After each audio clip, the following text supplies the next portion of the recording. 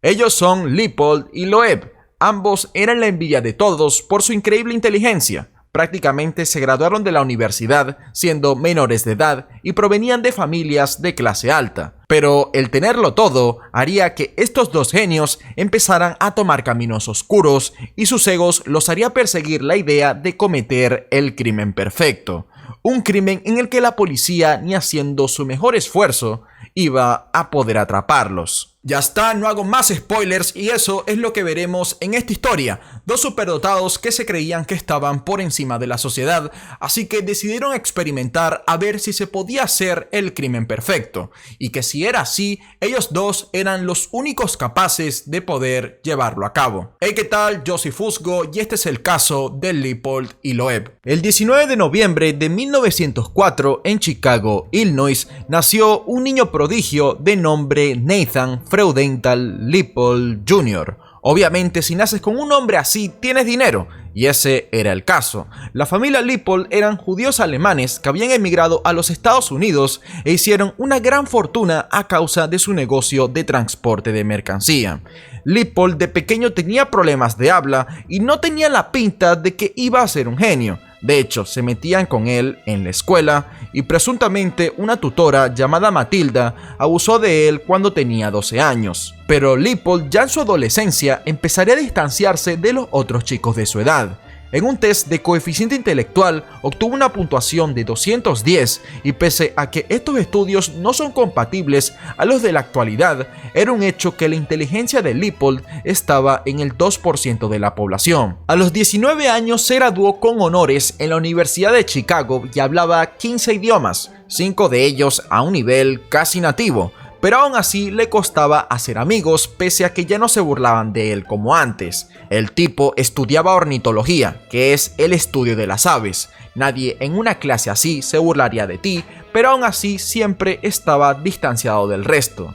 Como Leopold constantemente era alabado y cuando era pequeño la gente común se burlaba de él, ahora se distanciaría aún más de la sociedad porque desarrolló un complejo de superioridad tanto por su dinero como por su inteligencia. Él solo podría tener un amigo y ese era Richard Loeb, otro chico genio con un coeficiente intelectual de 169. Él era uno de los pocos dignos de la amistad de Leopold, ya que Loeb se hizo conocido por ser la persona más joven en graduarse de la Universidad de Michigan, ya que lo hizo a sus 17 años, y pese a que el número de su coeficiente intelectual no era tan alto como el de Leopold, a Loeb sin duda se le veía mejor futuro, ya que era muy bueno en los deportes como el tenis y sí que tenía habilidades sociales. Pero poco a poco los dos se juntaban más, ya que nadie los comprendía como jóvenes genios y Loeb empezaría a adoptar las creencias radicales de Leopold.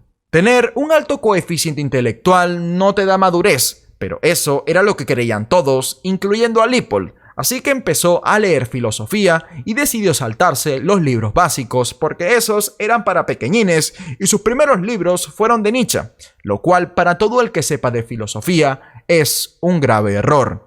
La interpretación que le dio Leopold alimentó su ego de que él y Loeb eran superiores al 99% de la sociedad y ahora con supuestamente algo que alimentaba esa idea de que realmente existían superhombres, pues ellos eran los candidatos principales a ello. Así que Leopold logró convencer a Loeb de que ellos estaban por encima de todo, incluso por encima de las leyes. De hecho, una carta de Leopold a Loeb decía esto: un superhombre está debido a ciertas cualidades inherentes en él, exento de las leyes ordinarias que gobiernan a los hombres y no es responsable de nada de lo que haga. Cansados de tener todo al alcance de sus manos y la constante validación hizo que ambos chicos empezaran a incurrir en el vandalismo, quemando, robando y destrozando propiedades ajenas. Desafortunadamente se salieron con la suya, y esta lectura mal interpretada por Leopold le decía que un superhombre debe apuntar alto, tener grandes metas para poner a prueba su potencial,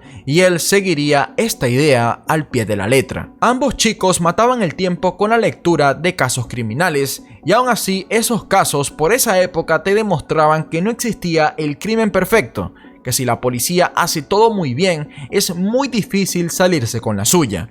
Pero el ego de Lippold y Loeb estaban tan por las nubes que querían demostrar que solo ellos dos, unos genios prodigios, podían hacer el crimen perfecto. Desde 1923, los dos genios empezaron a planear lo que sería el crimen perfecto, que los pondría en los medios, y esto era un asesinato. El objetivo era Bobby Franks, un niño de 14 años. Este plan les tomaría 7 meses en llevarse a cabo porque querían planear meticulosamente desde cómo harían el secuestro hasta cómo se desharían del cuerpo.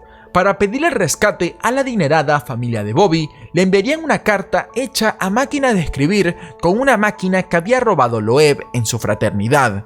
Esto era para que no los atrapen por su forma de escribir, y pese a que puede sonar como algo obvio, para la época esto era algo adelantado, además que esta carta estaba escrita a un nombre falso, y con ese mismo nombre falso crearon una cuenta de banco a donde llegaría el dinero del rescate. ¿Y por qué estos dos pedían dinero si ambos eran millonarios? Esto era porque ellos querían fama y los medios iban a hacer más noticias si los criminales se llevaban un botín. El 21 de mayo de 1924, en una tarde en Chicago, Lippold y Loeb iban a cometer su primer asesinato. Los dos jóvenes habían alquilado un auto para cumplir su cometido. Esa tarde, Bobby Franks estaba regresando a su casa después de un largo día en la escuela. Lippold, quien iba manejando, se detuvo a su lado y Loeb, quien iba en el asiento de atrás, le saludó, ya que como era primo segundo de Bobby y ambos solían jugar tenis juntos, era más probable que entrara en confianza. Loeb le pidió a Bobby que suba al auto, pero este se negó, alegando que estaba a 2 manzanas de su casa, pero Loeb lo convenció a subir con la excusa de que quería mostrarle la nueva raqueta que había comprado, así que Bobby se subió al asiento delantero del acompañante. Una vez se subió, Loeb con un cincel lo apuñaló repetidamente. No se sabe por qué exactamente usaron esta arma, pero la compraron únicamente con este motivo. Luego movieron a Bobby al asiento de atrás, donde Loeb con un trapo lo asfixió hasta que Bobby dejó de respirar. Luego Loeb se pasó al asiento del copiloto y Lippold condujo unos 40 kilómetros hacia un lago en Hammond, Indiana. Este lugar lo tenían visto de antes y estos dos criminales no tenían remordimiento alguno hasta se detuvieron un rato para pedir comida y comieron dentro del auto teniendo en el asiento de atrás el cadáver de Bobby Franks. En la noche, al llegar al sitio, desnudaron el cadáver y se deshicieron de las ropas para colocar el cuerpo en un drenaje cerca de unas vías ferroviarias. Para dificultar el reconocimiento del cuerpo, arrojaron ácido clorhídrico sobre él. Luego lo envolvieron, dejaron el cuerpo en un túnel y Lippold, de 19 años, y Loeb, de 18, que ese día se convirtieron en asesinos, escaparon. Lippold estaba satisfecho. Según él, todo había salido a la perfección, como se podría esperar de dos superhombres. Pero no solo habían cometido un error, sino muchos, empezando porque Lippold se había dejado sus lentes en la escena del crimen. Para cuando regresaron a Chicago, la ciudad ya estaba alarmada por la desaparición de Bobby. Cuando los criminales llegaron a casa, los padres de Lippold lo llamaron para avisarle que tenía que buscar a su tía en el auto que había rentado, porque para no hacer que el hecho de rentar un auto sea sospechoso, Lippold prometió hacer varias cosas esa misma noche con él, así tendría también una coartada en caso de que lo culpen por el crimen.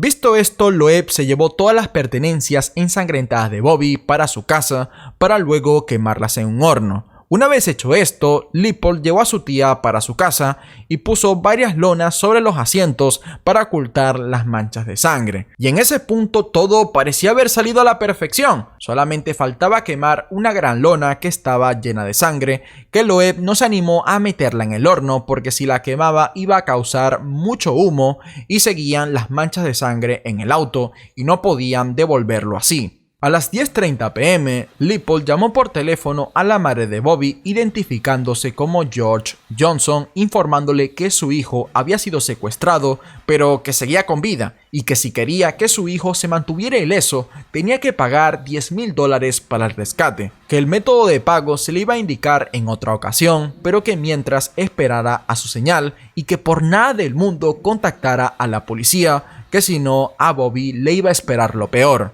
Luego colgó y los dos genios, que ya me da asco decirles genios, empezaron a jugar cartas tranquilamente hasta la 1 de la madrugada, que salieron para enviarle una carta a la familia de Bobby, y como ya estaban cansados, en el camino de regreso lanzaron el cincel ensangrentado a través de la ventana del auto para deshacerse de él. Luego llegaron a casa de Lippold y durmieron tranquilamente. Pero resulta que no pasaría mucho tiempo hasta que se empezaran a recolectar las pruebas en contra de ellos. Cuando lanzaron el cincel, un hombre los vio y a este le llamó la atención de qué fue lo que salió por la ventana de ese auto lujoso. Cuando se acercó, lo vio. Había un cincel bañado en sangre e inmediatamente llamó a la policía y así se obtuvo la primera prueba. Luego, esa misma mañana, dos trabajadores encargados de hacer tareas cerca de un túnel encontraron los restos de Bobby Franks, además de los lentes de Lippold. También esa mañana le llegaría una carta con una parte de las instrucciones para que la familia Franks pague el rescate. Esta es la carta original que al final dice: recuerde que esta es la única oportunidad para recuperar a su hijo. Esa mañana, Lippold y Loeb empezaron a limpiar como locos las manchas de sangre que estaban en el auto.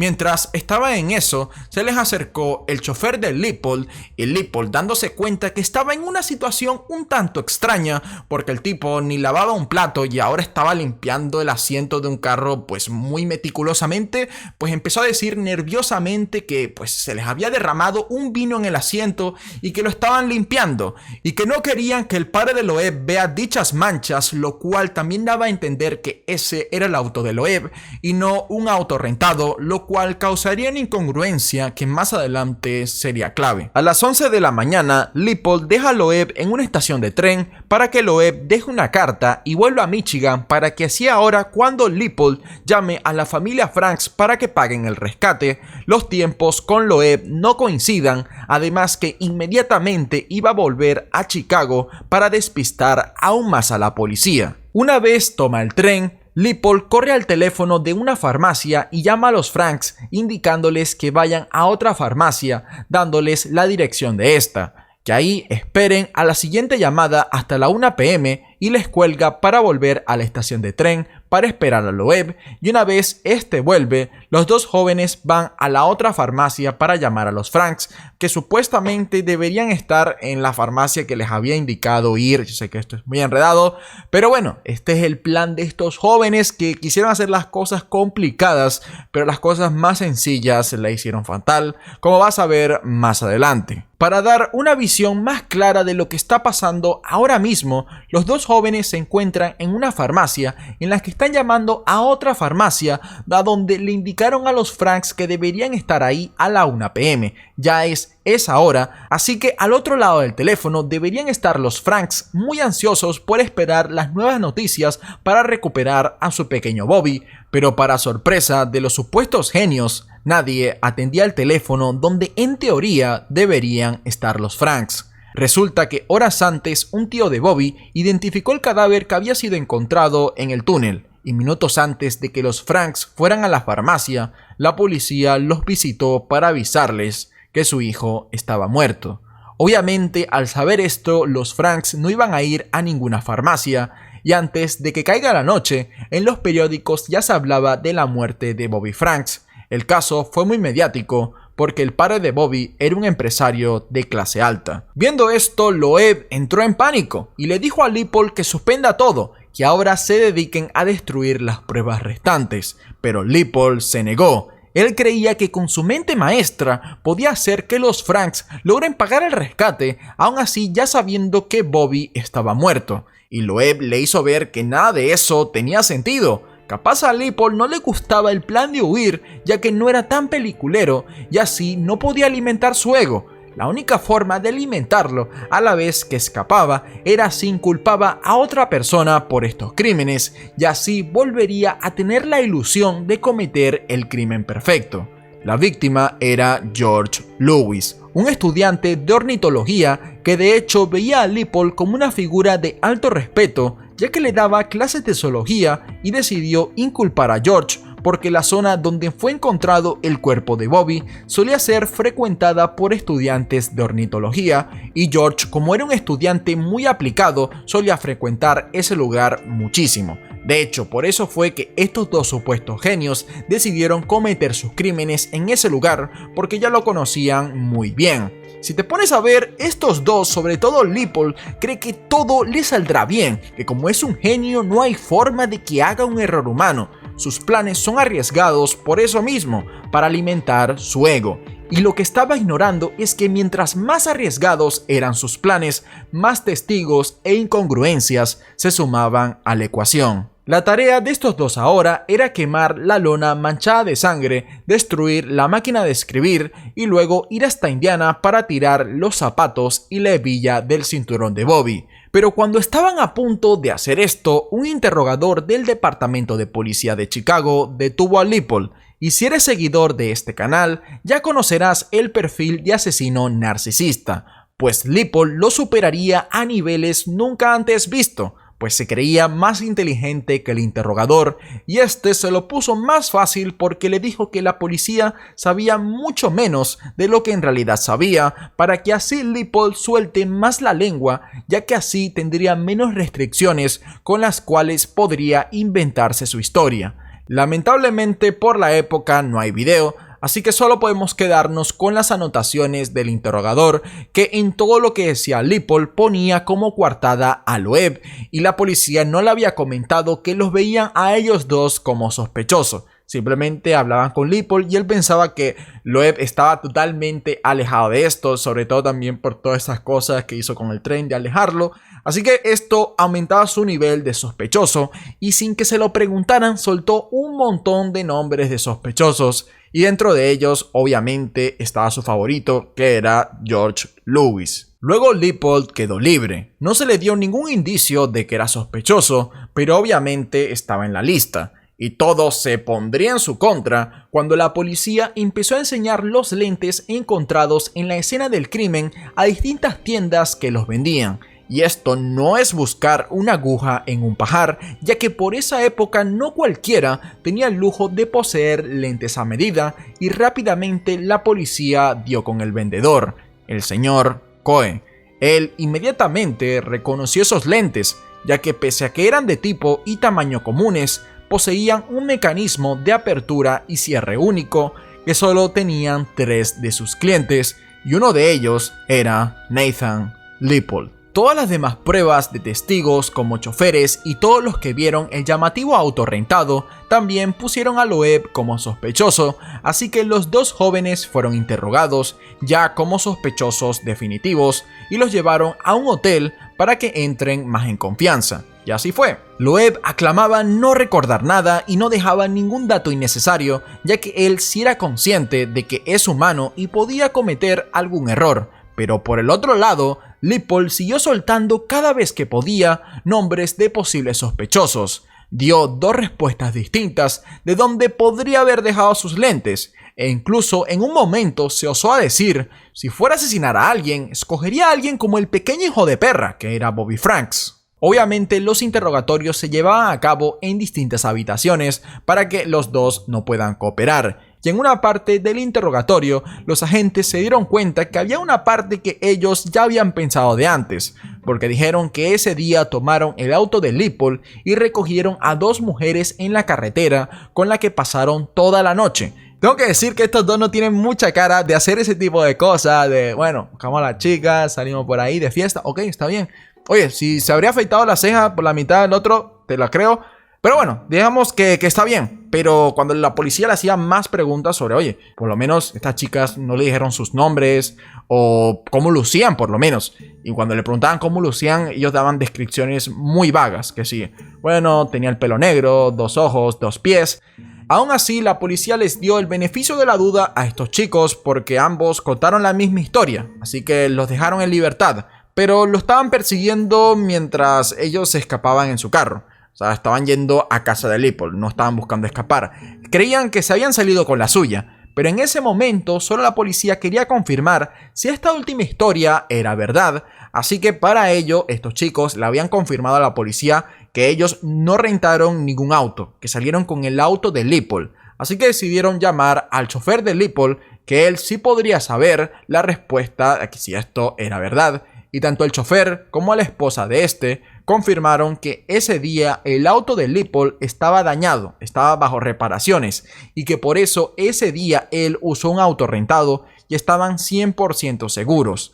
Así que a la 1 de la madrugada del 30 de mayo de 1924, Nathan Lippold y Richard Loeb fueron arrestados por el asesinato de Bobby Franks. Apenas la policía les hace saber todas las pruebas que tienen en su contra, Loeb se quiebra y confiesa, pero que todo era culpa de Lippold, que a él se le ocurrió todo y que él lo metió en esto. Pero luego Lippold dijo la verdad, que mira, los dos estaban metidos en esto, sí, a él fue el que se le ocurrió la idea, pero Loeb fue el que asesinó a Bobby. Así que las cosas estaban igual por parte de los dos y quisieron esto por su ilusión de ser unos superhombres que querían saber si podían cometer el crimen perfecto, y fríamente Lippold dijo que esto era algo así como un ejercicio de inteligencia. Ahora toca la sentencia. Los medios empezaron a hablar de esto como el juicio del siglo, ya que era insólito que estos dos chicos hicieran tal atrocidad.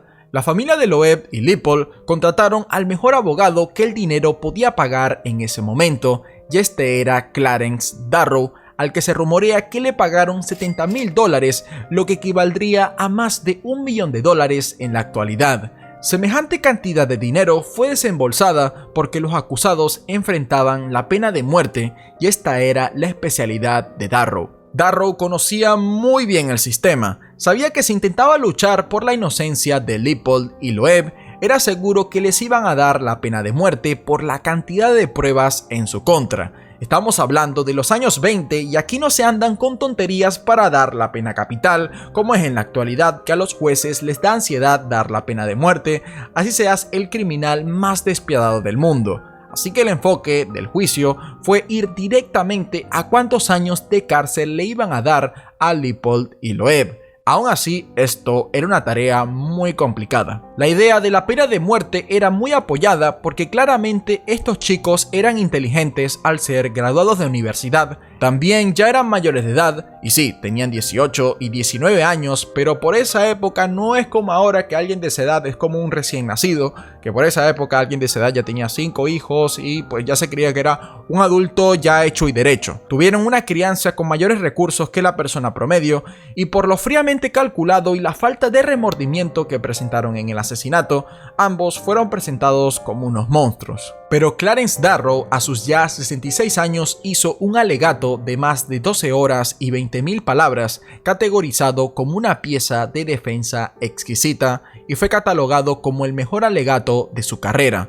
Para no estar 12 horas aquí, voy a hacer un resumen. Primero, no declaró que sus clientes tenían demencia porque haciendo esto fue la única vez que uno de sus clientes recibió la pena capital de más de 100 clientes que habían pasado por esa situación con él. Aquí se centró principalmente en hablar de la inefectividad de los castigos inhumanos y que si se le daba la pena de muerte a un joven de 18 años, ¿qué seguía? Dársela a uno de 17 o 16. ¿Qué tanta culpa hay de que alguien tome la filosofía de Nietzsche tan seriamente que quiera que su vida se refleje en dichos pensamientos? Que la violencia siempre ha estado presente en la historia humana y que estos chicos, al ser tan estudiosos, quisieron recrearla así como el que diseca una rana.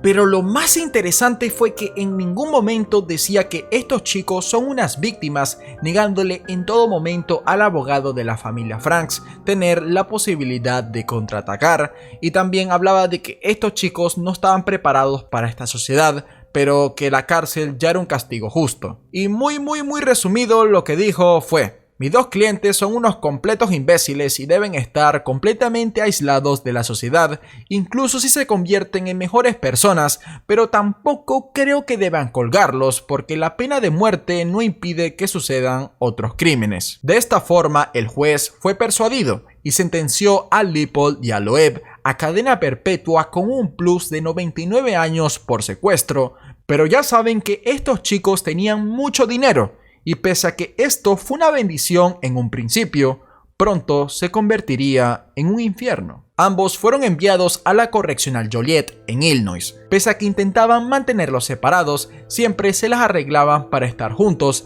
y al poco tiempo ya se dedicaban a dar clases en la prisión. Esto sumado a que sus familias les daban mucho dinero para su estadía, la cárcel no pintaba tan mal. Pero viendo esto, la correccional limitó el aporte familiar a $5 semanales, y pese a que esto era suficiente para las necesidades básicas, había un problema. Otros prisioneros sabían que estos chicos venían de familias de clase alta y los extorsionaban exigiéndoles dinero. Ellos no entendían que había una restricción y lo veían como una excusa barata. Una vez Leipold fue confrontado por un hombre con un cuchillo mientras estaba en el patio. Para su fortuna, Loeb y otros prisioneros se dieron cuenta y lo salvaron porque Leipold era muy querido ya que hacía de voluntariado para mejorar la calidad de la prisión y era muy dedicado al estudio en general. Pero Loeb no corrió con la misma suerte. El 28 de enero de 1936, después de dar clases, Loeb fue a ducharse y ahí con una navaja de afeitar le atacó por sorpresa un prisionero llamado James Day, que ya llevaba cierto tiempo acosando a Loeb pidiéndole dinero. Leipold estaba desesperado por ayudar una vez vio el cuerpo de su amigo lleno de cortes, pero no pudo hacer nada. Debido a su estado grave, Loeb murió. Leipold procedió a lavar el cuerpo de su amigo en demostración de afecto. James empezó a decir que eso fue en defensa propia, que Loeb intentó abusar de él sexualmente, pero James estaba ileso y Loeb tenía cortes atrás del cuello, lo cual sugería que esto empezó como un ataque sorpresa. Y lo que se cree es que fue James quien intentó abusar de Loeb, porque tanto Loeb como Leipold en la cárcel eran prisioneros modelo. Además que más adelante James fue sorprendido teniendo relaciones con otro prisionero. Pero aún así, para evitar la mala reputación de la correccional en base a la violencia que se veía ahí, las autoridades dieron como cierta la versión de James, que fue en defensa propia. 34 años después, en 1958, Leipold por su buen comportamiento fue puesto en libertad condicional y se mudó a Santurce, Puerto Rico, para evitar a la prensa. Allí se casó con una viuda y siguió dedicándose a la medicina y al estudio de aves. 13 años después, a sus 67 años, Nathan Leipold murió debido a un problema de diabetes. La inteligencia sin sabiduría no vale de mucho. Espero que te haya gustado esta historia. Si es así, puedes pasarte por mis otros videos y también puedes suscribirte al canal. Eso me ayuda mucho a seguir adelante con este tipo de videos. Muchas gracias por acompañarme en esta ocasión. En serio, mil gracias y como siempre, nos vemos en la próxima.